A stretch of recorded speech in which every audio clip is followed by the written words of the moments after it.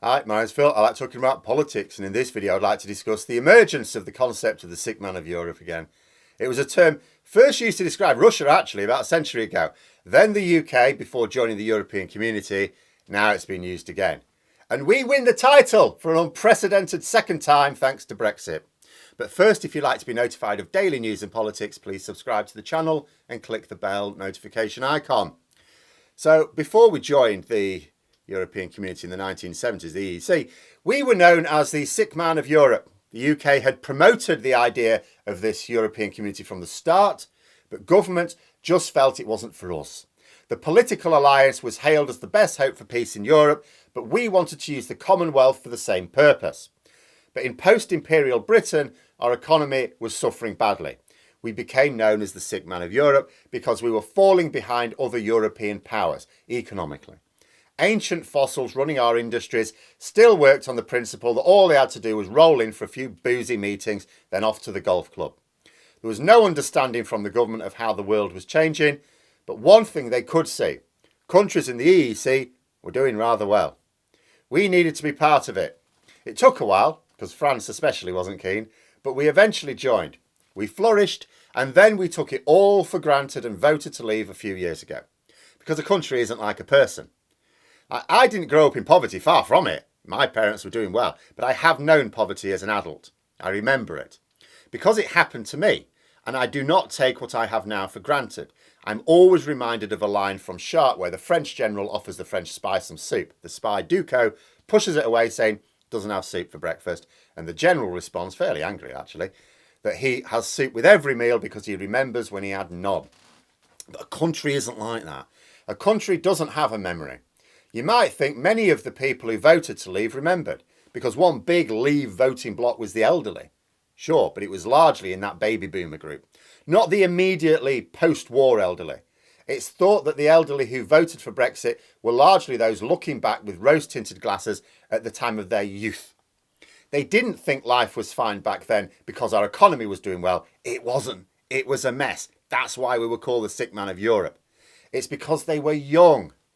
We're often nostalgic for our youth, not because the times were good, but because it was good being us at that time. No creaking bones, no shattered dreams, no long-lasting regrets, just hope and optimism. People just want that life again. So we left the mechanism by which we stopped being the sick man of Europe, and now we are the sick man of Europe again. A recent article in the New Statesman has been pondering this very issue with something of a stark chart to show our growth since 2015 with our neighbours. 7 years, this. Individual countries have economies that wax and wane. Of course they do. You know, the likes of the Express, they'll wait for times where the UK's got strong growth and like Germany or France are heading towards recession. They go, yeah, look at them wankers.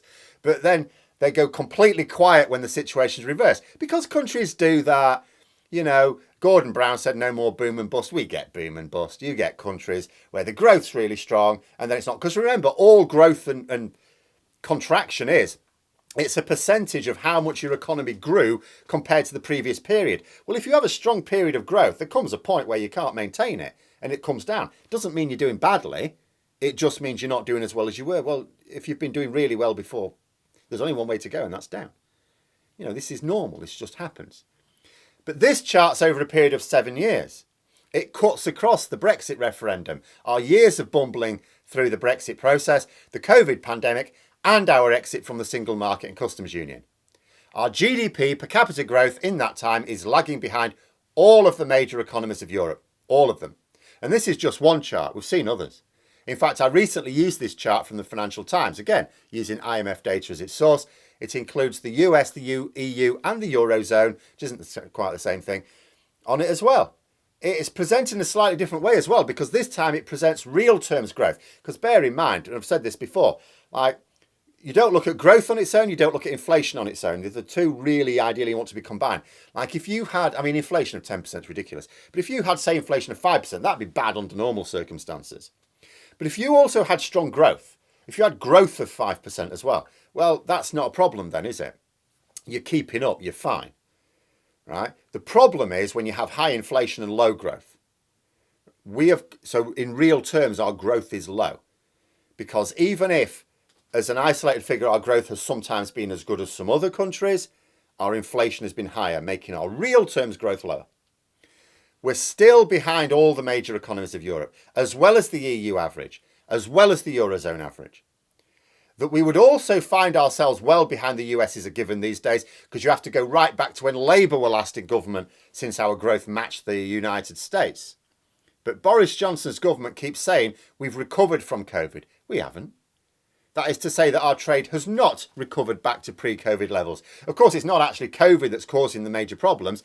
Granted, our complete lack of COVID policies, other than the one about ignoring COVID, is not helpful as it's keeping a lot of workers off sick, although wait till winter. But Brexit is what is causing our problems. This chart compares our exporting goods, even after the Brexit referendum. There was no problem with our trade because we were still in the single market. When COVID hit, we can see from the chart that our exports took a tumble, but so did everyone else's. Then we started to recover, more slowly than the others, but that's because we'd now left the single market. And our handling of COVID, or we're about to, and our handling of COVID was way worse than other advanced economies. Remember, at the time, we were developing our own strains of COVID. But we did start to recover. Then you can see it crash again. That was leaving the single market and customs union. Then we started to recover again. Now, do bear in mind, you'll naturally get a bit of a cycle going on anyway because we import quite a lot, and we import quite a lot towards the second half of the year. But all the time, even when we started to recover, it was a long way off comparable economies. It's down and up and down and up. We're in this cycle of a shit show right now. And the thing is, as I say, it's not the cyclic nature that's the issue. That was there before we left. It's that even the peaks are well below the troughs of those other economies. Everyone has basically recovered their trading goods to pre-COVID levels or better. We're stuck behind. And not just a little bit behind, below 90% at the best times, dipping below 80% on the downward turns. And is the government looking at this and working out how to improve the situation? No, they're doubling down on the crazy. The US is appealing to the government not to bugger about with the Northern Ireland Protocol, but our plan is to do just that, triggering a trade war with the EU eventually. So far, the US has only threatened to halt discussions on a trade deal, which, let's be honest, isn't exactly coming quickly anyway. But if there were to be a return to violence in Northern Ireland, who's to say they wouldn't impose their own actual sanctions as well? There would certainly be calls to. And the thing about trade wars is they can be a little cagey. You know that if you impose sanctions on one market, they will impose sanctions on yours, hence the term trade war. But both the EU and the US know that we can't afford to do that. There's a simple reason we are not applying proper import controls on EU goods into Britain. We can't. We cannot live without the ready supply of food, medicines, mechanical components, other vital commodities. So it wouldn't really be a trade war, just a one-sided arse kicking. This is why I find it difficult to believe that we'd ultimately do it. Ministers must be being told of the consequences. Of course, it was always supposed that before we arranged the withdrawal agreement, we might end up with a no-deal Brexit by mistake. It was clear that an overwhelming majority of Parliament did not want a no-deal Brexit, but they may feel politically trapped into it by circumstances. Well, this is one of those sets of circumstances. It's what the ERG have been moving towards. They wanted a no-deal Brexit, realised they couldn't get it. So they said to Boris Johnson, OK, you can have your withdrawal agreement, we'll vote for it, but you are going to have to tear it up afterwards. And that's where they're going. Conservative MPs potentially feeling unable to vote against these moves to dismantle the protocol because they either don't understand it or they fail to make clear that the government's complaints were lies. They could end up supporting the move that finally throws what remains of our export business to the wolves. Now, it is possible that the UK government are planning this action on the understanding that the EU will apply sanctions slowly.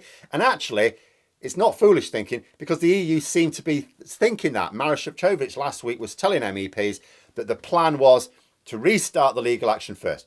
Boris Johnson doesn't care about that.